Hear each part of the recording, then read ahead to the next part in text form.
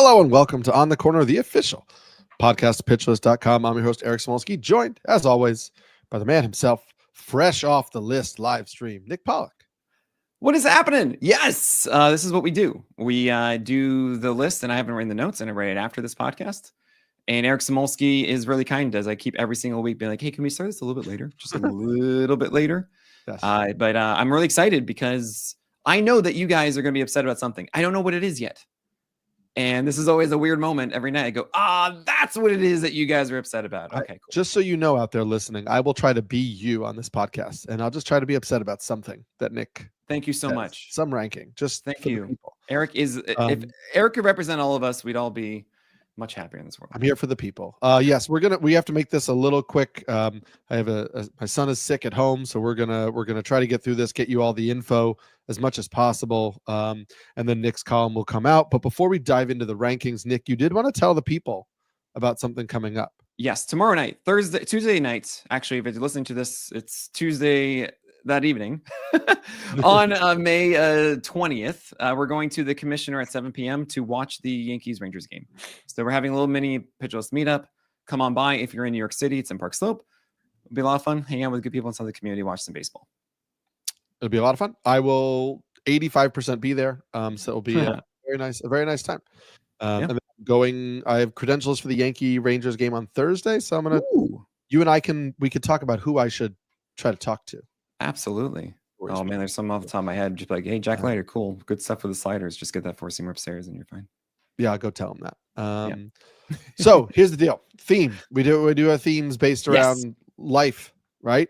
Yeah, of course. I had to do some grocery shopping earlier today, Nick. Oh my gosh! Obviously, it's Memorial Day weekend coming up, and so the grocery store was filled with basically just stuff you can barbecue, things for a Memorial Day weekend barbecue.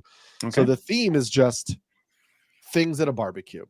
Things at a barbecue, huh? It can be, I don't want to limit you to just food you eat at a barbecue, but activities at a barbecue, drinks at a barbecue, anything. Okay? Okay, yeah. All right. Do you enjoy a barbecue real quick? Of course I do. I just want to sit outside and... That's the best. Shoot the you-know-what and sit by the grill. Shoot the breeze is the PC one, if that's what I said you-know-what. I think you-know-what is... I know, but you-know-what is just like, it's like, it's the kids laughing. Look, shoot the breeze. We're going to do tier one here. Do you man I the love barbecue barbecues. or do you sit? Do I stand or sit? Do you man the barbecue or do you just hang out? No, man, I want to hang out. I'm there. I'm not there to focus on a task. I'm there to hang out with people. Okay. Fair. Come on. I love to be at the grill. So I know you do. We can barbecue together. I'll grill. The aprons. You sure you have like the nice variety of aprons. Yes. I don't need an apron. It's all right. We're grill me like my podcast listeners do. We're going to dive right into the rankings. We're going to be real quick off the top because there's no changes here. Tier number one starts with number 1, Tarek Skubal. Number 2, Zach Wheeler. Number 3, Paul Skeens. Number 4, Jacob deGrom. What's this tier called? Why is it called that? Well, first of all, there was a change because there's someone missing, which is Cole. Sure.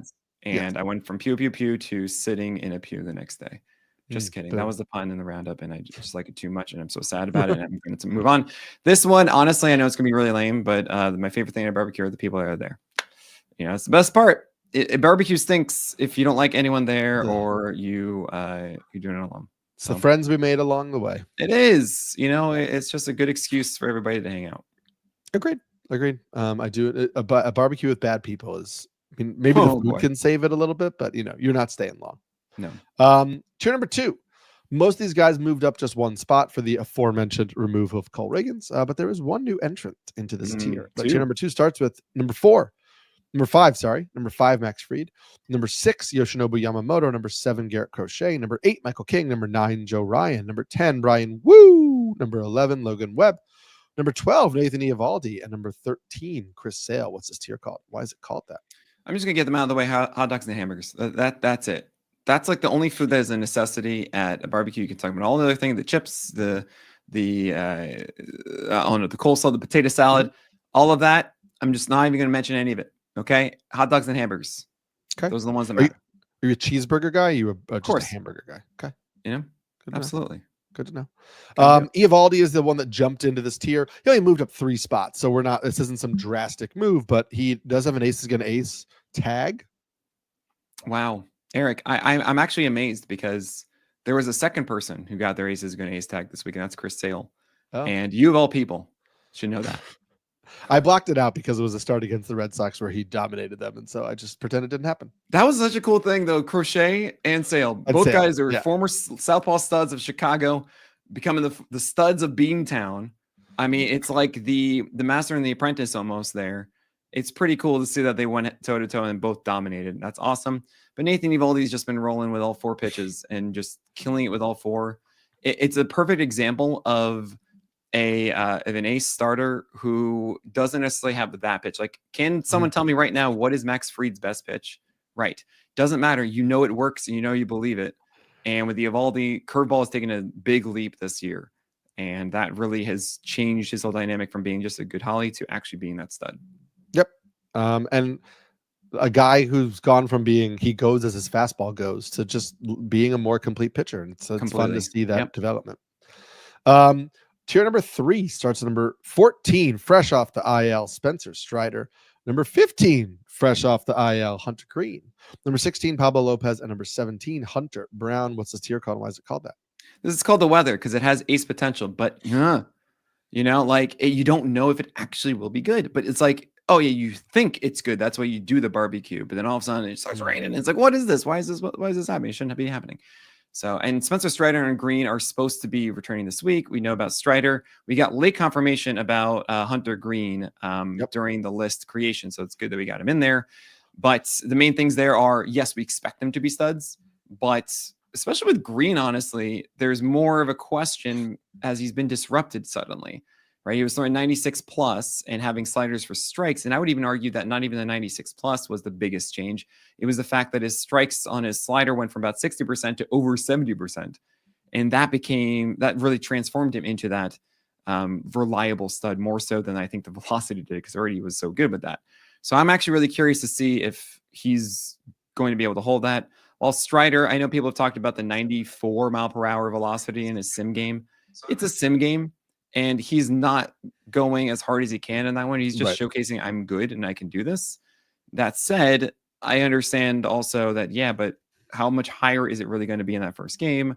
We didn't really see that 98 constantly from him before. He might be depressed velocity. It's a possible thing. At the very least, though, like Spencer Strider isn't going to be worthy of a bench, likely, right? So the rule of thumb is you take at least one IL start off from aces going to ace, and you kind of take it from there.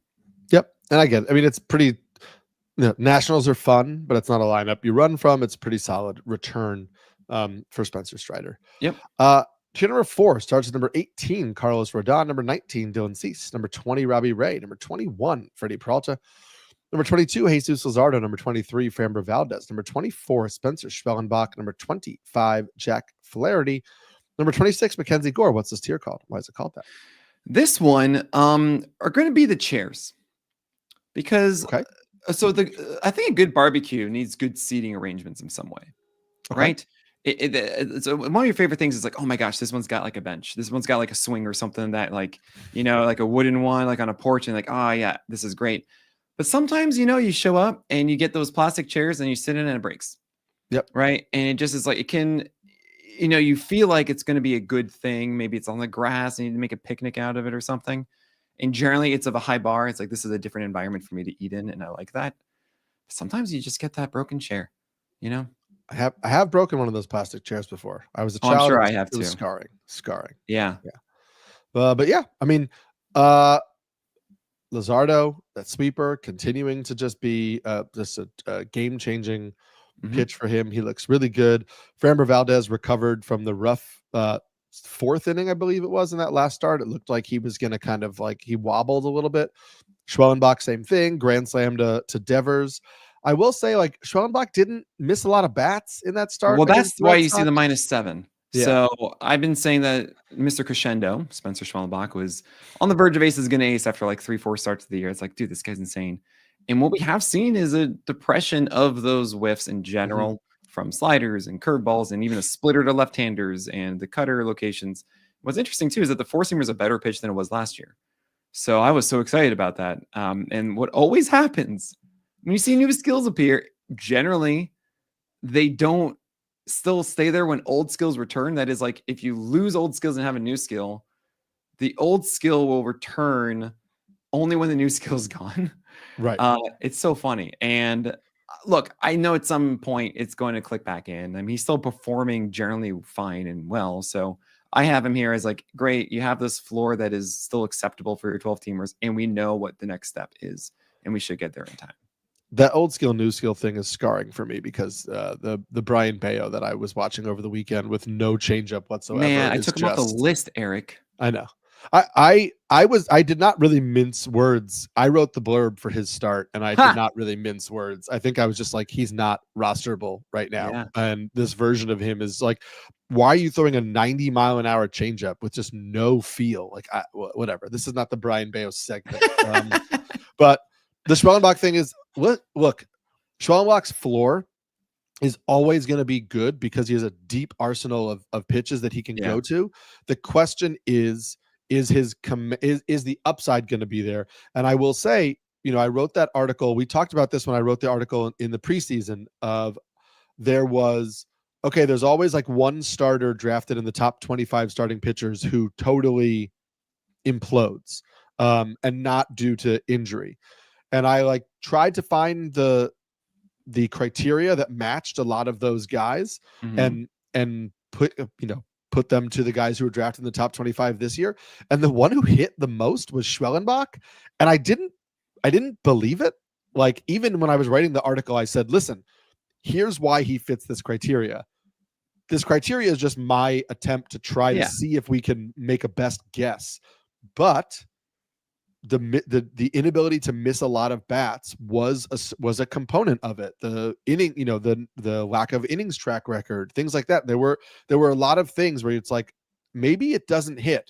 And that's not to say that, I mean, clearly he's been totally fine this year. Right. But I think it's like a 3.85 ERA right now, something like that. Where it's like, well, it's a 3.31 and 107, but it's a 21% K rate for Spencer Schwellenbach. Right. Is it 3.31 now? It's 3.31. That's what we've got. It was 3.31 going into that game, but it's possible, but that's what I'm seeing. Oh, 3.52. I apologize. Yeah, okay, 3.52. Right. Okay. Well, it's still not 3.85 anyway. But there's 0.95 whip to be fair, 21% K rate. There's a 5 in there at some point. Yep. Other guys makes total sense. Number 5, much shorter tier. Starts with number 27, Christopher Sanchez. Number 28, back from the IL this week, George Kirby. Number 29, Corbin Burns. And the cover man, or the cover boy, or the cover Boobich himself, Chris Boobich. What's the tier called? Why is it called that? This is the game. And the game can be many things. It can be the TV. It could be the game going on, whatever, that everyone's like gathered around. It could be your cornhole. It can be anything that you want that is the activity of barbecues. It's always just like, oh yeah, there's gonna be this thing too that I'm just like, it's gonna be fun just to hang out and watch and do whatever. That is a great part of a barbecue. And I also want to mention quickly, Eric, the one person that does fit that criteria the most is actually someone that I was in on and I'm really surprised on about the bus this year, which is Tanner Bybee. I think is the one that is absolutely the biggest one who's not hurt. Right. And that's the only I looked at the list all the way through. I'm like, who is it? I mean, you could say maybe Zach Gallen, you could say Aaron Nola a little bit, Luis Castillo, but I feel like those were lower and inside the top 25. And so was Bybee. Bybee was not top 25 starter based on draft value. But it was super close. They were pushing up Schwellenbach then. I didn't get Schwellenbach anywhere. But I did get Bybee. I did get Fried and Ryan, so I feel okay, but still, I think that's the one that fits the most there. But let's continue here with Christopher Sanchez doing well. Looking like the injuries Dunzo. The Chris Boobich honestly is looking great. 1.66 ERA, 110 WHIP, and a 26% K rate is just it's incredible. He has a 15% swing strike rate. It's weird because Boobich is from the left side throwing this fastball at like 93. That doesn't seem like it should have a 16% swing strike rate, but it does. Right. And then it's a sweeper and a changeup off of that. That changeup, by the way, oh my gosh, this is an incredible stat for you. He throws it 35% of the time in the zone, which is actually kind of high for a changeup. 48% O swing, 91st percentile, with a 19% ICR. That is 95th percentile among all changeups. Massive ground ball rate at 81%. He's actually getting it lower this year, which is so good. Nearly 70% low location. And back in the day when I used to see him as a starter in 2020, 2021, 2022, Bubic was like 49% low location. Right. I kept shouting at him, get it down. He's doing that. And I think that's a huge, huge reason why he's having this success. Yeah, it's just a nice, sometimes just root for nice stories. It is just a nice story to see. I'm glad he's having success. I know you don't like to do the like, should you sell high on this guy or should you know, whatever, but there are some things that I've been noticing with Christopher Sanchez, and I'm curious what your worry level is about. Obviously, we don't judge too much off like expected ERA, Sierra, whatever. Strikeouts have gone up, obviously. So have the walks, right? 9.3% walk rate. The ICR is now 40% overall, which is the highest it's ever been in his career. Homer to fly ball rate is up from last year. And all of the ERA, the left on base rate is exceptionally high. Yes. Right. 84%. So you've got a guy, we know he's missing more bats, the added velo, whatever, but he's walking more, allowing more hard contact, and getting extremely lucky with runners left on base, which might be leading to this ERA being low. Plus, you had the earlier forearm scare, which he said, like, I've never felt this before in my life. And I just wonder if it's kind of like, is it foolish to try to get off the ride while the ride is still fun? I understand that completely. And I've never felt this way before. I remember also writing so many cards. No, I think with Christopher Sanchez, the old problem still exists, which is the sinker is incredibly hittable and over the plate a lot. But that actually hasn't been the root of his higher ICR. It's actually been sliders and changeups, which is really strange. I mean, yes, the higher velocity helps with it. But it's one of those things where I get kind of annoyed watching him being like, oh man, these sinkers still get hit for hits, even though the high CR isn't as high as a +4 hit luck, which is annoying. The slider isn't really that much better. And the changeup has actually gotten worse since the forearm injury, which isn't an injury, I guess. Right. And that actually is the biggest thing that I've noticed since. Like the last 3 games have been most of those walks and that walk rate going up. Right. So we're not totally out of the woods, 100%. And I think this is a great example of, and I think you'd agree, that if we had a guy at 28% K rate and a 2.91 ERA who is on the Phillies starting every 5 days, etc., like, yeah, you would not be outside the top 30. Right. We would say like, hey, you'd be much higher, especially with an 89th percentile swing strike rate. So yeah, I recognize those absolutely. I also think that the hit per 9 is only 7.5 when Christopher Sanchez has been 8+, if not 9 last year. And is that velocity difference really what's shifting things? So there's going to be some regression of some kind, or maybe his skills regress the other way too, where the change of field does come back over the time. Maybe the slider isn't allowing as much hard contact as we've seen. And hopefully actually the sinker isn't just like down the middle a lot, and it drives me nuts still. So Christopher Sanchez, I get the sell high kind of thing. I think it's going to be harder to because of that flag about the forearm thing. Sure. Well, yeah, missed no starts, so maybe somebody doesn't care. Yeah, we'll see. And George Kirby, by the way, is returning. Yeah, and that's cool. We don't know like what's going to happen with it. And I'm not the biggest George Kirby fan. You're going to be shocked. Like, what, 28? And I go, yeah, because he's just a Holly. He's not actually really an ace in my book, especially coming back from an injury with a sore shoulder and stuff. That's like, so cool. We'll see where we go from there. Okay. I like that. I faded after the shoulder injury. And so we'll see. I'm excited to watch it and just see how it goes. Tier number 6 starts with number 31, Kodai Senga, number 32, Bailey Ober, number 33, Sonny Gray, number 34, Reese Olson, number 35, Ryan Pepio, number 36, Drew Rasmussen, number 37, Matthew Boyd, number 38, Nick Pivetta, number 39, Brandon Pfaadt, and number 40, Ranger Suarez. What's this tier called and why is it called that? Oh man. This is, one of the things I really like about barbecues are however people get into them. You know, I feel like that there's one thing that you will appreciate about a barbecue going there, and it's just always there for you. And sometimes it's a little too much, but you know what? You feel like this is always a good floor, is just, hey, it's a barbecue. You know, like you're wearing the apron. You've got the Memorial Day American flags in there too. You know, you've got the things, the decor around everywhere, like that kind of thing. A little extra flavor of it being a barbecue instead of just like a potluck. Sure. You know, that little extra element.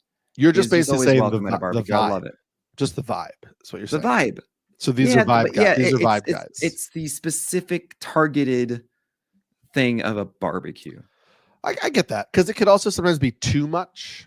Well, right. And sometimes You don't want want to to overdo like it. I was not prepared for this kind of, hey, we've got a schedule here. Like, no, Right. okay, hold on. It's a barbecue. Sure. Yeah. Yeah. I get it. I get that. American flags are great. And then you show up like the Will Ferrell SNL skit wearing the American flag, like underwear. And it's like, all right, we took it a little too far. I get that. A couple big jumps in here, but Reese Olson, we've talked about him slowly rising up the rankings for a couple weeks and basically just said it's still just slider changeup. And when they're working, he can pitch with anybody.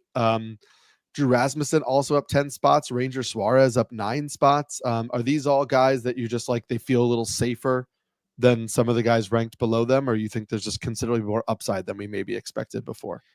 Well, I'm going to tell you all about this tier in tier 6 after this break.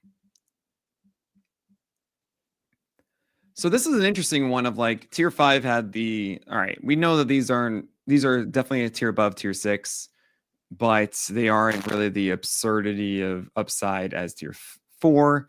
And tier 6 is like, all right, we have a different landscape than we normally do, where we're at this point of the season where we're waiting for your Mick Abel to actually stick around, and Bubba Chandler and Jacob Mizorowski, right? We're waiting for these injured guys to come back, and that's going to really change what we favor. So I'm actually going after, right, these more safer, like this is going to be production, 6 innings, get wins, all that kind of stuff all around. Pitcher more often. That's why I see like Matthew Boyd in here, Ranger Suarez. I really like what Brandon Pfaadt is doing, even though he didn't have a good start last time. Reese Olson's looking really good with a changeup and slider right now. I feel like I can just send him out there. Everything's fine. And with Pepio and Rasmussen, I think Rasmussen got a major step forward in his last start. Just really had a fastball, sinker, so 4-seamer, sinker, and cutter were all really working together effectively. And Ryan Pepio, I think the stuff is just too good. And I would say normally tier 4, but I recognize the other ones are safer. I don't want to put him at tier 7. I feel like it's too So Ryan Pepio, I think, is this perfect mix of, hey, you're going to go after this one. You feel like it's not going to destroy you. Yeah. I'm trying to think. The Pfaadt thing was interesting. You had him up like near 30, and then he had his like worst start in a long stretch. Yeah, I know. The list curse is real. Just like try to remind you a little bit of why you pumped the brakes on him before. But yeah, I'm into all of these guys. We got to jump to the next tier because the one that caused the most consternation in the live stream. But tier number 7 starts at number 41, Lucas Giolito. Number 42, Clay Holmes. Number 43, Nick Lodolo. Number 44, Michael Wacha. Number 45, Zach Gallen. Number 46, Matthew Liberatore. Number 47, David Peterson. Number 48, Griffin Canning. What's this tier called? Why is it called that? It's called the T. There's going to be something going on about some gossip, something going on at the barbecue. And you're like, oh, well, what do we got here? You know, it's always something. You always leave it with something new. You know? Yeah. It's so funny. I read the names like Matthew Liberatore, David Peterson, Griffin Canning, and I'm like, those are the same. That's the same guy. That's okay. I wrestled a lot with Griffin Canning. I keep saying this because like I actually have him as a Vargas rule. As I really don't think that Griffin Canning is going to be great in July. I just don't. Maybe that slider and that extra movement that's gotten recently is going to be there. And he's going to always keep it down all of a sudden, which he hasn't really done in the past. But the 4-seamer is still not very good. Maybe the changeup and its extra movement are still going to be there. But it's like he's squeezing the most out of it right now. Yeah. And it feels things are going his way a bit. He just took down the Diamondbacks and the Cubs and survived the Yankees. And I got to give him props for this completely. I didn't recognize that everyone else is holding on to this. So here you go, 48, I guess. I did not get a lot of that because I have him in some leagues, and I was like, I can't start him against the Yankees. Yeah, I mean, I asked you that a week ago. I was like, or 2 weeks ago even. I was just like, no, we can't. So here you are. You know, the one that everyone is just like upset at. Yeah, people were like, why is Lucas Giolito this high? I will just say I did jump into the comments at that point while you were finishing it off. And I just basically said, here's what I see. 2 good starts, 2 bad starts. Velocity trending up. Slider reshaped after the second start looks pretty good. Using 4 pitches now, not just a 2-pitch guy. The command, question marks. And the command is getting punished. He has a 31% homer to fly ball rate. Yeah, it seems like every time he hangs a bad secondary pitch, it gets crushed for a changeup. But as I said in the chat, like Tommy John surgery, yada, yada, yada, yada, yada, right? Like we know, even though he was sidelined in spring with a hamstring injury, and even though he, like Spencer Strider, had the internal brace procedure, didn't have the full Tommy John, we have to expect that command inconsistencies will happen after that type of arm surgery. So is his command going to be pristine the next time out? No, but you hope his command gets incrementally better. And you hope that when hitters take advantage of poor command, it's maybe a double in the gap and not an immediate home run. And then all of a sudden, those starts that are like, 6 runs in 4 innings, I think the last one was, becomes 4 runs in 6 innings. And that's not a great start, but if that's your bad start, that's not really hurting you as much.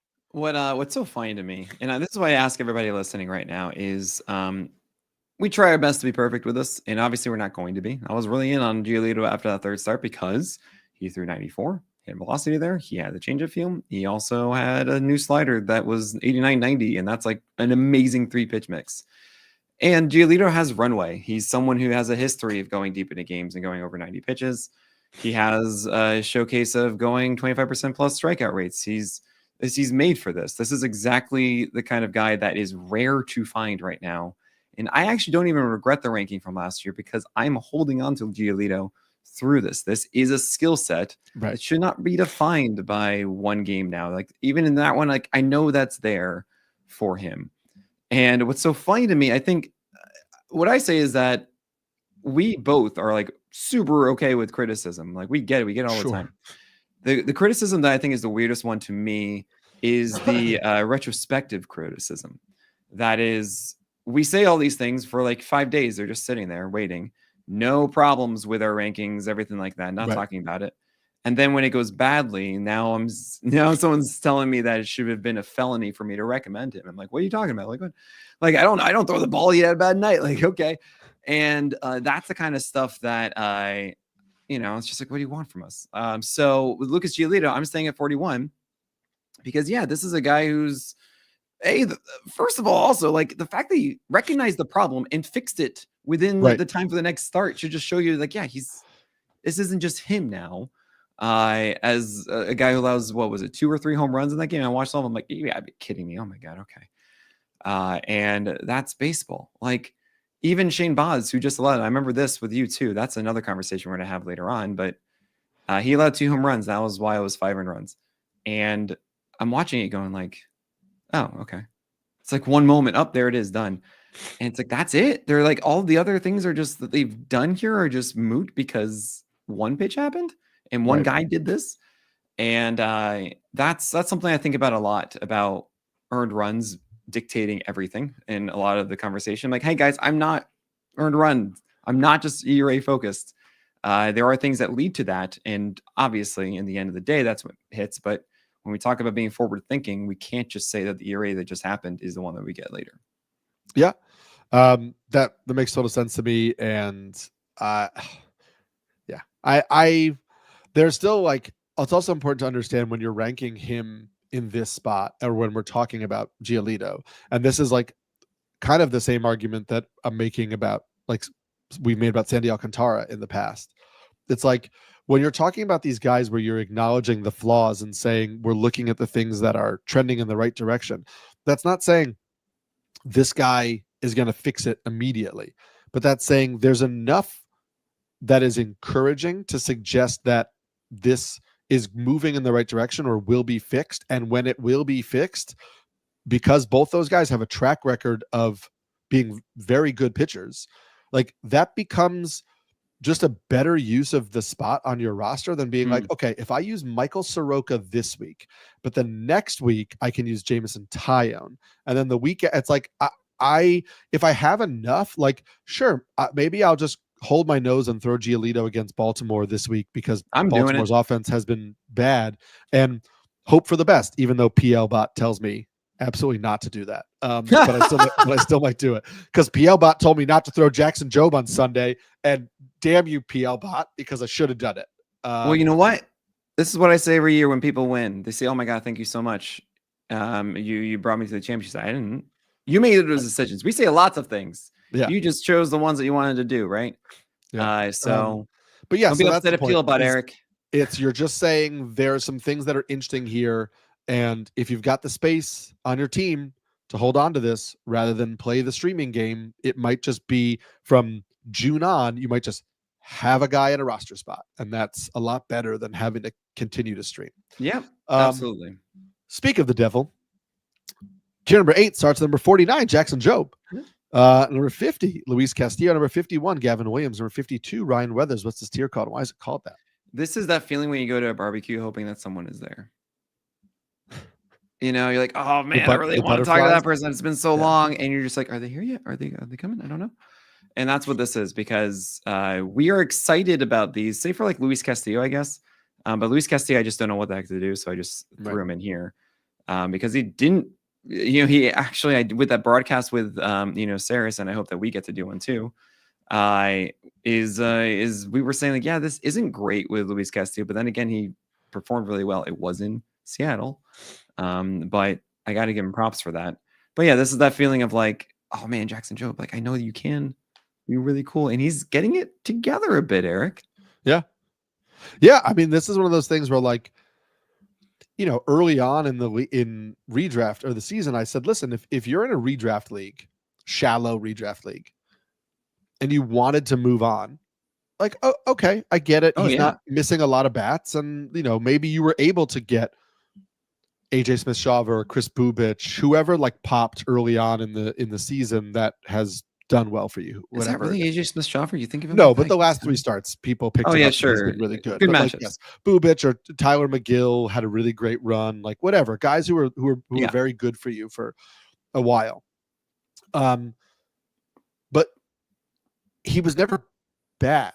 Right? It was just like, okay, he had like 2 starts in a row that were like, oh no. Well, but one of them was in Coors too. But yes. Yeah. But you were just like, okay, he's not missing bats.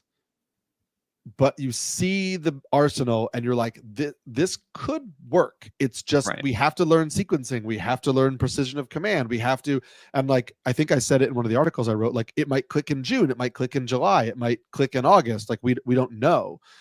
But I think it is starting to make some sense a little bit for him. Well, I mean, in the way that he's shifting the pitch mix and the way that he's leaning on the secondaries a little bit more, to me, in the way that he is trying to set up hitters in a way that was a little bit different than before. And that also could be with the deeper pitch mix and not just saying, here's my fastball. Like it is not a particularly good fastball. Like I understand that it is 97, but like, having the other stuff is a huge boost for him. Oh, 100%. And really it comes down to understanding his own arsenal as much as he can. And failure is a part of development, right? What is it without it? So we're seeing it now in real time. We were seeing him, cool, this is how I use my four seamer. This is how I use my sinker. This is how I use my slider. This is how I use my changeup. And with every start, I think there's more things that we like about it.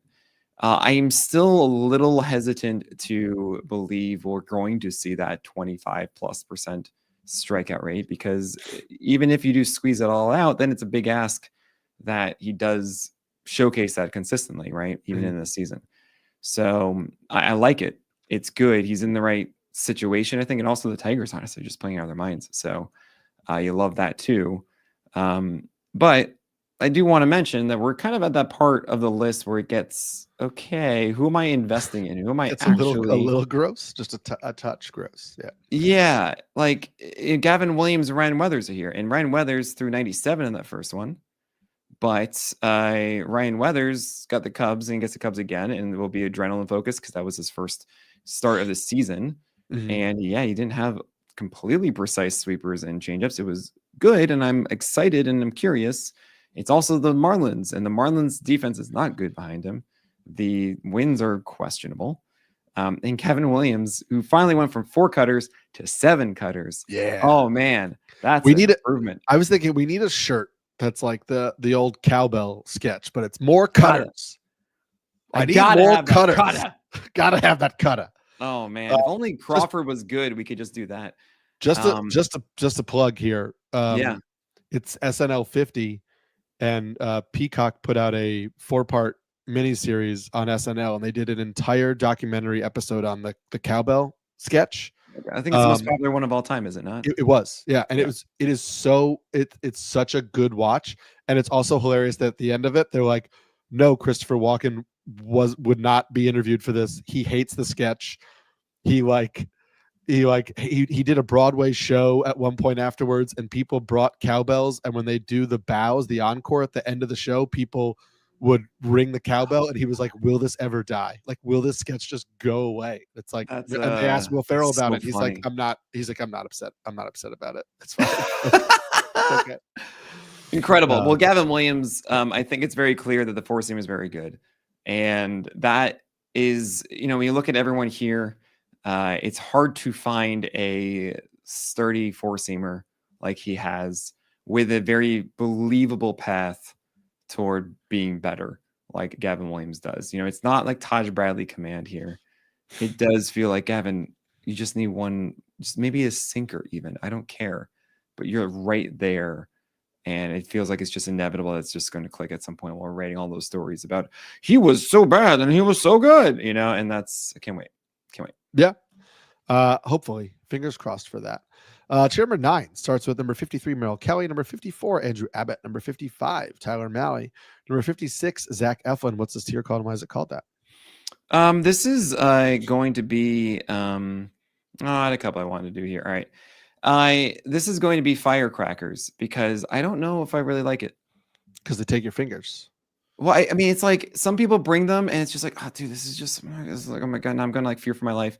And sometimes like, oh, okay, this is actually all right and safe and good and whatever. Sometimes it's amazing. It's like I remember being on someone's roof in Brooklyn and someone put one out. I was like, whoa, it's incredible.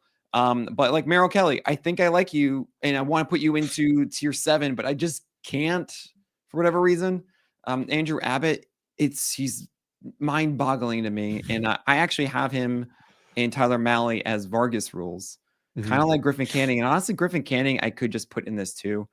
And I might after this, but that's just me. Yeah, probably would prefer Gavin Williams and Ryan Weathers over Griffin Canning, but then everyone would yell at me. I don't know.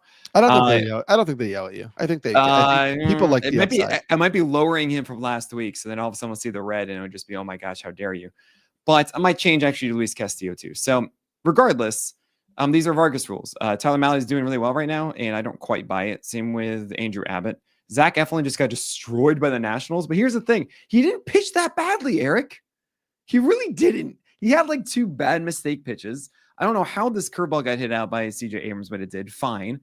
But like the cutter was so well delicately placed along the edges to lefties. The curveball was exactly what you want.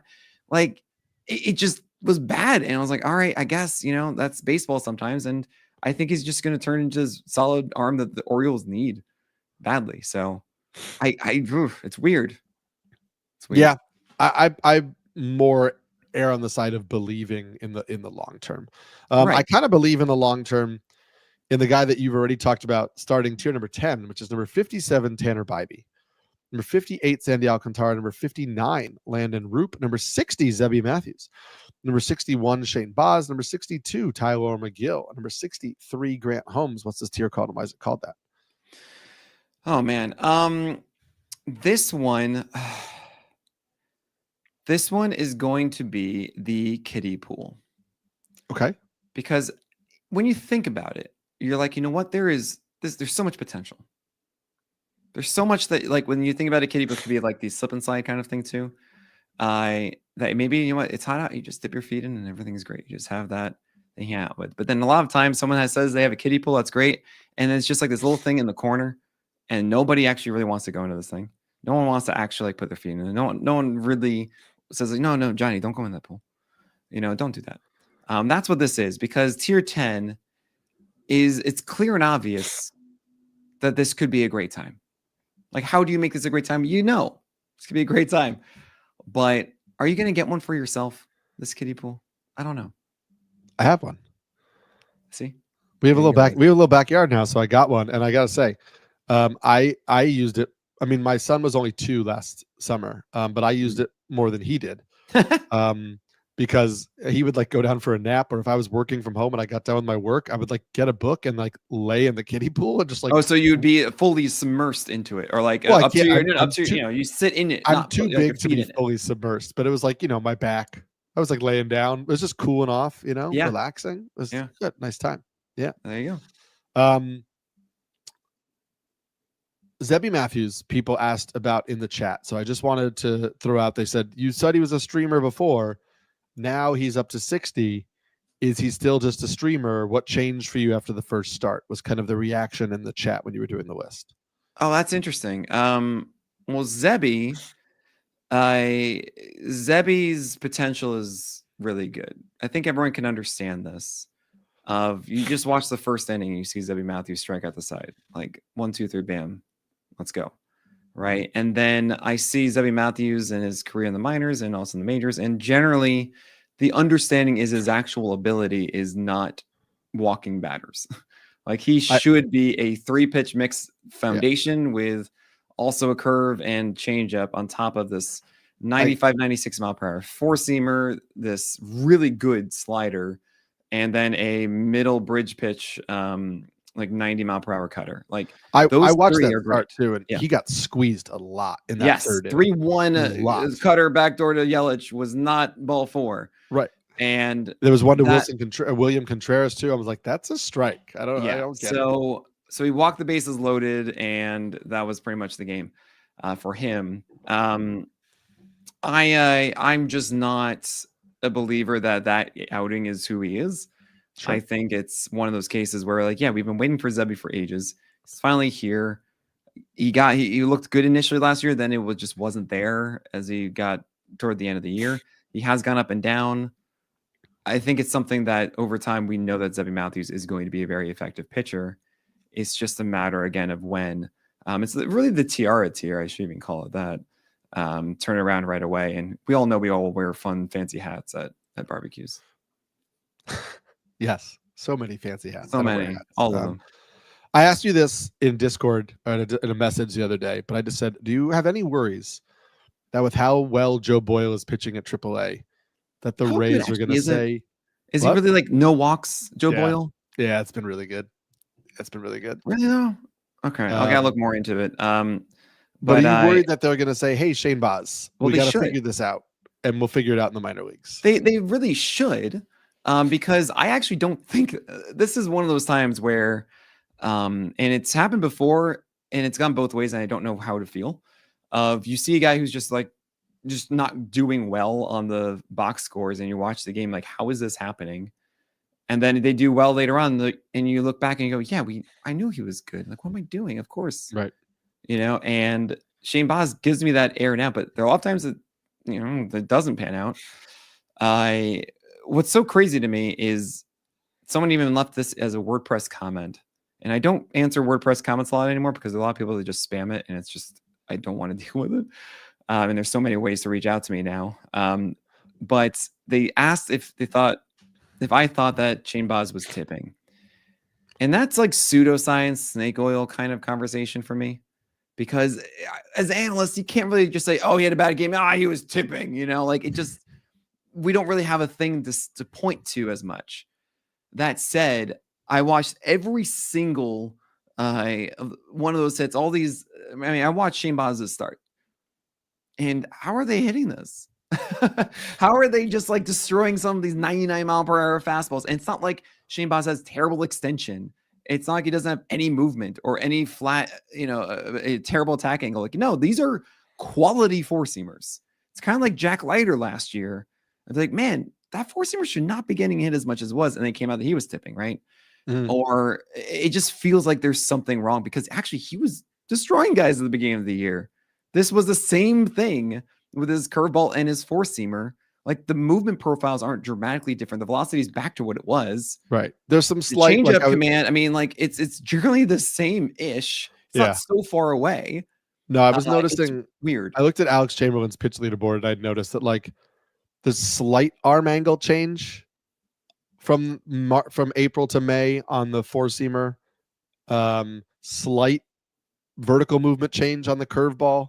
Right. But you're talking about things that are like within a degree and a half on the arm angle, within an inch and a half on the curveball. And it's like, I don't know that in and of itself warrants how badly those two pitches in particular have gotten hit for him. Right. So yeah, there's something going on, and it's weird. And I think, you know what, it's clearly not working. Right. So yeah, the Rays should send him down, clear his head, get his confidence back in some way. Be like, all right, we got to look at the film of this and see what's going on. And then I imagine he's gonna be great after that. Yeah, so, him and Taj Bradley both have minor league options. So just a thought to keep in mind. Taj Bradley should also not be in that rotation. Yes, we'll see. Maybe time to stash Joe Boyle. Who knows? Yeah, and the score is like Tanner Bybee and Sandy Alcantara too. Bybee's weird because the cutter is so not there and it's annoying. And Sandy Alcantara is also like, I think about this a lot, and I know we got to run out of time, but these are the important guys of Sandy Alcantara. Just, you haven't actually been amazing and a stud for a bit, and I get it. And he throws hard, but it's a low extension, everything like that. I do recognize that maybe it's just not meant to be really for Sandy Alcantara to be this good, be that good. And then at the same time, also like he's had these good games that all of a sudden just get ruined by like one pitch. It's just like, oh my gosh, okay, fine. So I go back and forth with that, and I recognize it. And it's why I have this in this tier 10 of like, if you want to move on, I don't blame you guys. I think Sandy settles in as more of like an SP3 for fantasy than like an ace. I think I agree with that. I don't actually really think of him as that top 10 guy anymore at all. But I do think like, oh, cool, we're searching for those Hollies right now. Sure. Tier number 11 starts with number 64, Jack Leiter, number 65, Shane Smith, number 66, Will Warren, number 67, Clark Schmidt, number 68, Gunnar Hoglund, and number 69, Hayden Birdsong. What's the tier called? Why is it called that? These are the stories that you get. And sometimes you get trapped. Sometimes you get trapped and oh my gosh, is it just, please do not say this story to me again. But you never know what you're going to get. Life is like a box of chocolates that way. You just, oh my gosh, never know what you're going to get. Yeah. Let's just talk about, people might want to know your thoughts on Hayden Birdsong. He's joining the rotation. He's going to start on Tuesday. Generally speaking, are you interested? You know, this is what I think. I think we should change it that if you get a hit by pitch at a 3-2 count or a 3-ball count, it should just be a walk. We should just call it a walk instead of a hit by pitch. Because if you haven't noticed, he's on that. And he did actually in the last game. He threw 3 innings and 65 pitches, including an extra walk because it was a hit by pitch on ball 4. And no, his control's not fixed. Like, this is going to be wild and most likely in this situation. However, I do recognize they could just explode for like 10 strikeouts if all of a sudden his fastball isn't wild and ridiculous and stuff. Like, okay, maybe it's possible. And I get it. So, you know, he's right underneath 70. Okay. I don't really want to go for it though. Just, I blurbed this guy this morning. I'm just going to say to everybody, Carson Wisenhunt is absolutely crushing AAA for the Giants right now. It should be Kyle Harrison though. Maybe. Where is he? But you know me. I've never been One inning on May 13th was the last time I saw him. What's he doing? I don't know. I have no idea. But yeah, the Giants have some options. They may turn over some guys. We'll see. Gunnar Hoglund looks like he's stuck in the rotation with JT Ginn back because Beto is down. So that is good to know. And I'm going to actually throw Clark Schmidt in Coors this week because I don't. Coors is not as scary. Peelbot is not getting a little more scared about Coors as they get more acclimated. Honestly, those hitters do. Yeah, which is what we see. Also, when it gets hotter, it gets balls fly out more. But yeah, I think it's okay. Yeah. Warren versus Schmidt is an interesting battle to me. Yeah, I think that's a longer conversation, but one. I know we don't have time for that. One that might be interesting to have. Tier number 12 starts at number 70, Jameson Taillon, number 71, Nick Martinez, number 72, Michael Soroka, number 73, Chris Paddock, number 74, Jose Soriano, number 75, Tony Gonsolin, and number 76, Tomoyuki Sugano. What is the Chris Paddock tier called? Why is it called that? This one is going to be called the plastic utensils. I thought it was going to be that guy was invited. That's no, it's stable. This is Okay. stable. So like it always has to be that. If you get like actual real things, it doesn't feel like a barbecue. You know, you feel like, yeah, there's something about getting that like disposable thing that makes it feel more, you know, at home and comforting. I don't know what it is about it, but it's more loosey goosey. Sets the tone. Loosey goosey. It is loosey goosey. Paddock is just you Vargas ruling Paddock. Like what are you actually thinking here? Yeah, pretty much. Okay, pretty much. I mean, he gets the Guardians this week. He's really good against lefties. He's still kind of a wish against the right-handers. Yeah. But that's it. I understand a lot of people want to go for it. He's actually been productive outside of the first game of the year. He really has. Outside of the first, it's been crazy. Outside of the first game, he's been surprisingly good. Yeah. And you're like, yes. Yeah. Uncle Ted says Chris Paddock is stable. He has been. I'm not saying he will. It's pretty much a Vargas rule. But like you have Tony Gonsolin here, and no, I'm not going to tell you that the bloodied finger is why he was bad, because I know exactly what he had. He had one of those things on your finger where it's like, oh, you have a little extra dead skin and you try and rip it off. Like I've done this before, and you get a little bit too much. So the top of it's just like a small cut. It's not like a cut on the pad of your finger. Right. Like that did not affect him. We also talked about how his first two starts of the year were against the Marlins, and then the start against the Diamondbacks that Tony Gonsolin had that was good. He had like 6 whiffs and just a whole bunch of called strikes. Like the Diamondbacks just decided they didn't want to swing. That's not to say Gonsolin is bad. Yeah, but Gonsolin is still kind of just a streamer, and I wouldn't be fooled too much by the first few starts. I mean, I debated a lot with like tier 12, tier 14. Like these guys are kind of just streamers all the way through here. But I felt like I can understand like people are just like, hold on to this. Maybe there's something more. I stream him more often than others, you know?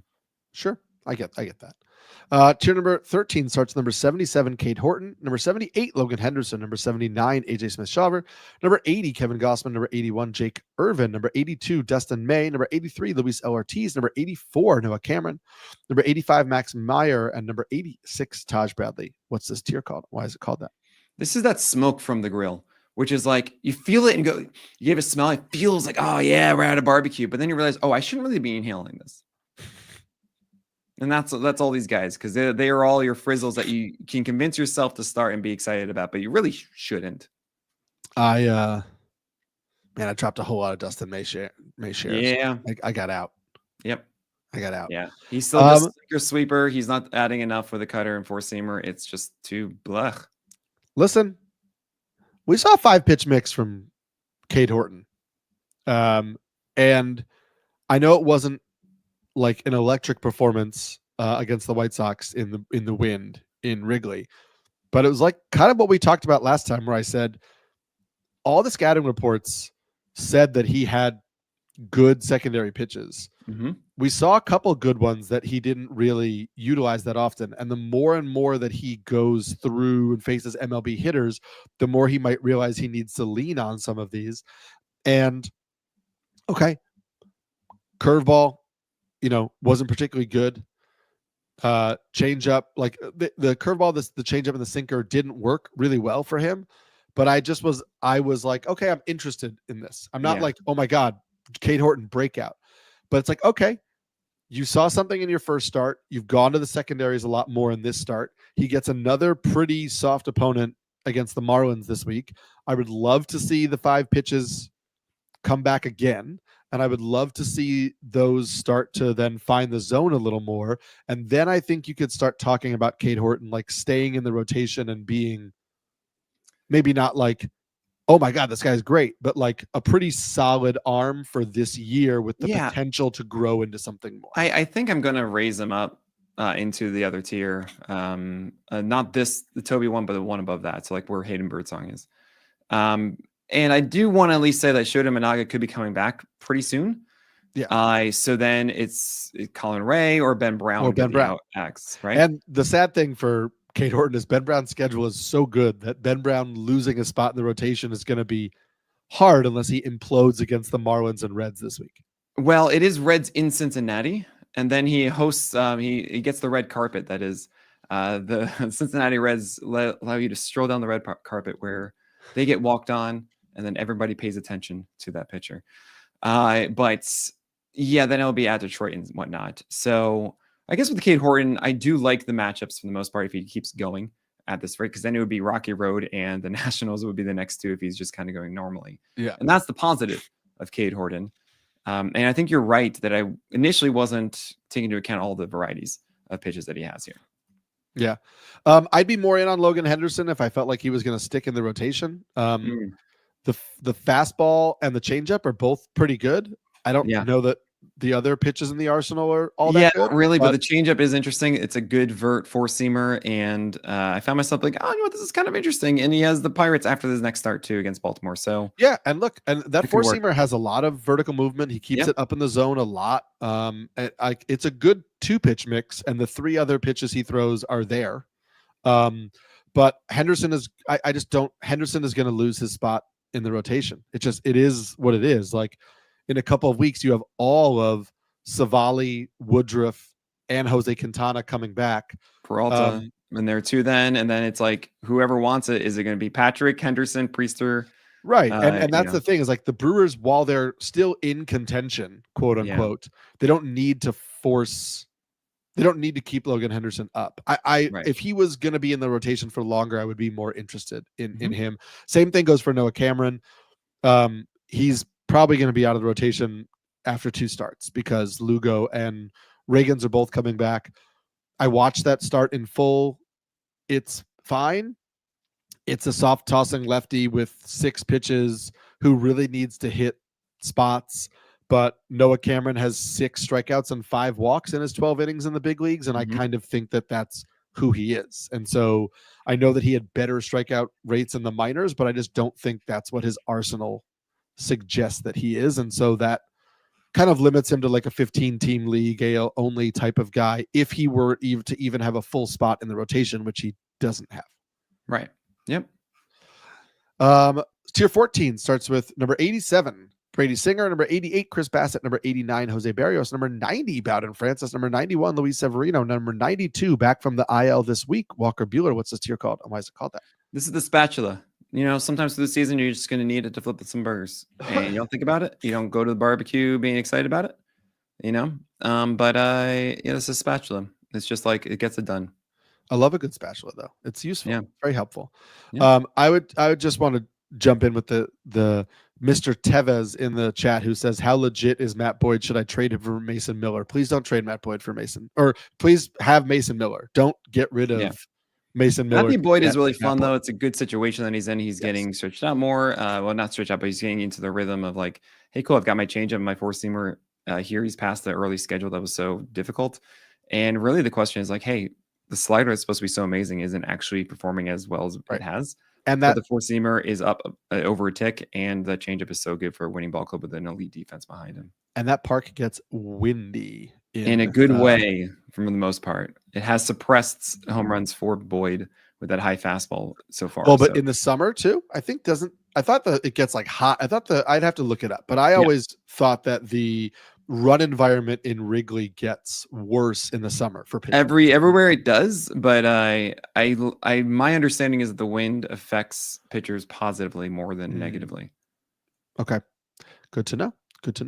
But tier number 15 starts with number 93, Mitch Keller, number 94, Andrew Heaney, number 95, Ronel Blanco, number 96, Lance McCullers Jr., number 97, Aaron Savali, number 98, Colin Ray, number 99, Ben Brown, and number 100, Bailey Falter. What's this tier called, and why is it called that? This is Astronaut Bobby.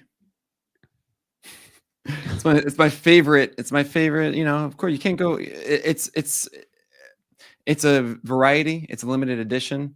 It's only there for 1 week. That's Astronaut Barbie, right? We're talking about Barbies. Okay, got it. Yeah, right. We there? Yeah. Okay, cool. Clever. All right, I had to do something. The interesting ones here are that the Pirates get the red carpet this week. So you get Mitch Keller in there. You get Andrew Heaney getting the Reds on the road, which is lovely. And Bailey Falter. Let me tell you, Eric, this guy last week, you know, I've always talked about Bailey Falter getting traded to the Reds. Oh, yeah. Why? Because he has a four-seamer at 7.2 feet of extension. And then he ends it at 93. But guess what he did this past week? All of a sudden, out of nowhere, in Citi Field, and even made sure the calibrations were fine. And they were 7.6 feet of extension which is like 99th percentile in the majors. Jacob Mizorowski, lower extension. Okay. It's like only Logan Gilbert. So if that holds and he's facing Cincinnati, I'm like, that could work with just to get that fastball. Now his strike rate was a little bit worse because I'm sure he freaked out about it too. And like, he was like, whoa, this is new.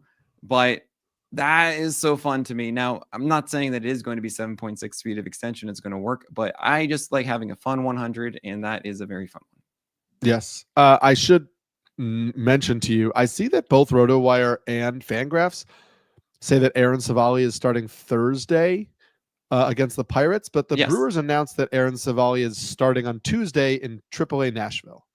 Oh, fun. So he probably won't also be starting on Thursday. But he could get Wednesday, Thursday, Friday, Saturday. He could start Sunday. Yeah. Against Pittsburgh if they bump everybody up. So that's, I was curious about that because I see it everywhere, but it's like, but Savali is probably not going to start Thursday. And so either they're going to have to call somebody up to start Thursday, or they bump everybody up a day and Savali then joins the rotation Sunday. So you could still leave him on, but it's just something to consider. Yeah, that is very strange. But Savali is either going to start Sunday or he's going to be back in the rotation next week. And, Savali has been a solid enough pitcher prior to the start this year that was a disaster in his first outing. Absolutely. And here's the thing, Eric. We did it. 10 minutes over. We did it. We're not 9 minutes. We'll get out of here right now before it gets to be 10. Okay. So I'm Eric Samulski, Pelican. I'm Nick Bogg, the Lion. And I'm going to go play on my barbecue for this weekend.